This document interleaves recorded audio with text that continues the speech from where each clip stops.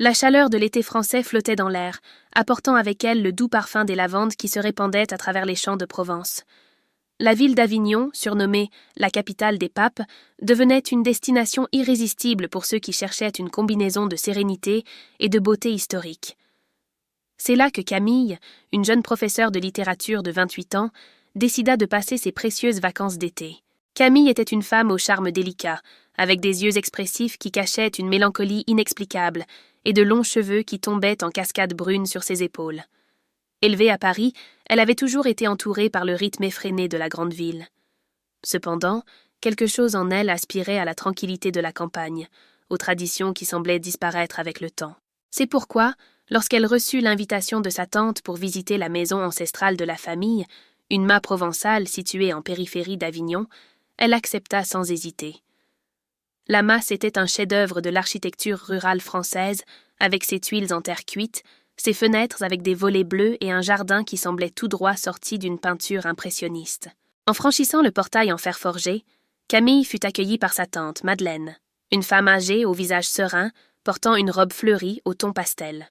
« Camille, tu es encore plus belle depuis la dernière fois que nous nous sommes vus. Entre, entre, tu dois être fatiguée du voyage. » En entrant, Camille sentit la fraîcheur du sol en pierre de la masse sous ses pieds nus. L'ambiance était simple, mais accueillante. Dans l'une des pièces, un autel familial était décoré de bougies, d'offrandes de fruits et de photographies des ancêtres. Cela était un rappel constant des racines et des traditions qu'elle admirait tant, mais qu'elle n'avait pas le temps de cultiver à Paris. Pendant les premiers jours, Camille explora la région. Les matins étaient consacrés à des promenades à travers les champs de lavande, où le violet vibrant des fleurs semblait s'étendre jusqu'à l'horizon. L'après-midi, elle visitait les sites historiques, tels que le Palais des Papes, où la grandeur architecturale la faisait réfléchir, et le pont d'Avignon, où l'histoire et le charme de la région l'enveloppaient. Chaque endroit avait une énergie unique, presque palpable, qui la faisait se sentir en paix avec elle-même. C'est lors de l'une de ces visites qu'elle rencontra Julien, un jeune historien de 32 ans, qui travaillait comme guide bénévole au Palais des Papes. Julien avait un sourire chaleureux et des yeux qui semblaient contenir un monde d'histoires non racontées. Vêtu de manière simple, il dégageait une aura de tranquillité qui attira immédiatement Camille. Il se proposa de lui montrer les secrets du lieu, et tout au long de l'après-midi, ils marchèrent ensemble, parlant d'histoire, de littérature et des nuances de la vie moderne par rapport aux anciennes traditions.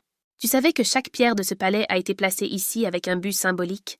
demanda Julien, en pointant les escaliers de pierre qui menaient à la cour principale.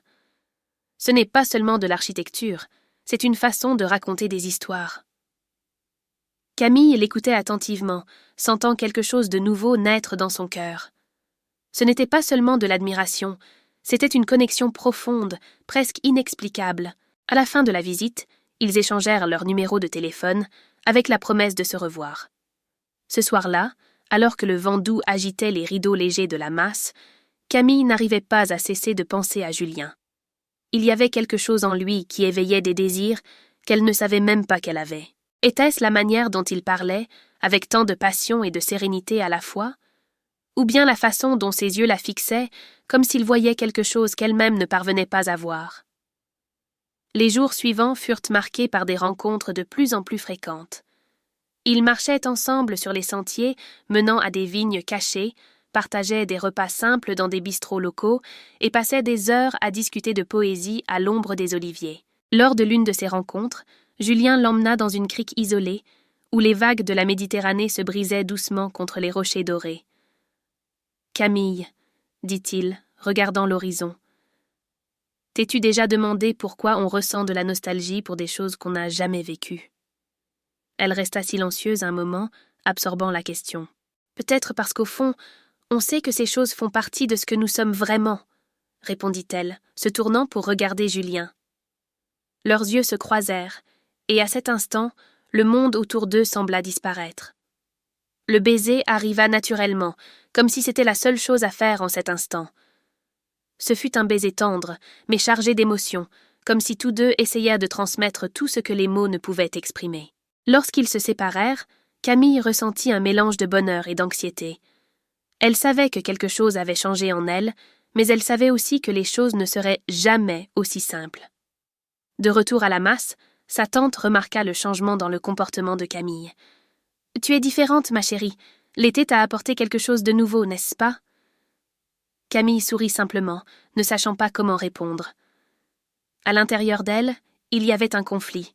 Julien était tout ce qu'elle avait toujours voulu, mais les attentes de sa famille et de la société pesaient sur ses épaules. Comment pourrait-elle, une femme élevée pour suivre les traditions et maintenir les apparences, se livrer à quelque chose d'aussi intense et imprévisible ? Les rencontres se poursuivirent, de plus en plus passionnées et remplies de désirs. Lors d'une nuit particulièrement chaude, Julien l'emmena à un point de vue offrant une vue panoramique sur Avignon. Sous l'éclat des étoiles, ils se laissèrent l'un à l'autre, comme s'ils étaient les seules personnes au monde. Camille ressentit chaque touche, chaque caresse, comme une confirmation que cela était réel, qu'elle était vivante comme jamais auparavant. Cependant, l'été touchait à sa fin, et avec lui, l'illusion que le temps pourrait s'arrêter. Julien savait que Camille retournerait à Paris, au rythme effréné de la ville et aux responsabilités qui l'attendaient. Il savait aussi que leurs chemins ne se croiseraient peut-être plus jamais. Mais il décida de ne pas en parler. Au lieu de cela, il profita de chaque moment, de chaque seconde à ses côtés. Le dernier jour, avant le départ de Camille, ils se rencontrèrent au même endroit où ils s'étaient rencontrés. Julien l'emmena dans un endroit isolé, où un arbre centenaire poussait majestueusement. Il prit ses mains et dit « Camille, peu importe où tu seras, cet arbre sera toujours ici, tout comme les sentiments que nous avons partagés cet été. » Camille essaya de contenir ses larmes, mais elles arrivèrent comme une pluie d'été, inattendue et dévastatrice. Elle savait que ce moment resterait à jamais gravé dans sa mémoire, comme une lame tranchante entre la douleur et la joie. À son retour à Paris, Camille emporta avec elle plus que des souvenirs. Elle portait la certitude que cet été avait tout changé. Mais ce qu'elle ne savait pas, c'était que Julien cachait un secret qui ne pourrait jamais être partagé. Une semaine après son départ, Camille reçut une enveloppe mystérieuse, sans expéditeur. À l'intérieur, il y avait une vieille photo de Julien à côté d'une femme identique à elle, prise devant le même endroit où ils s'étaient rencontrés. Au dos de la photo, une seule phrase. « Tout n'est pas ce qu'il semble. La vérité se cache dans les racines. » Confuse et le cœur serré, Camille retourna à Avignon, à la recherche de réponses. En arrivant sur place, elle rencontra un moine qui, en la voyant, dit « Tu es revenu, après tout. Julien savait toujours que tu reviendrais. Il a laissé quelque chose pour toi. » Le moine lui remit un carnet en cuir vieilli. À l'intérieur, Camille trouva des registres détaillant ses propres visites sur le site, décrites avec des dates qui précédèrent leur rencontre avec Julien. Aux dernières pages, une confession. Julien n'était pas seulement un historien.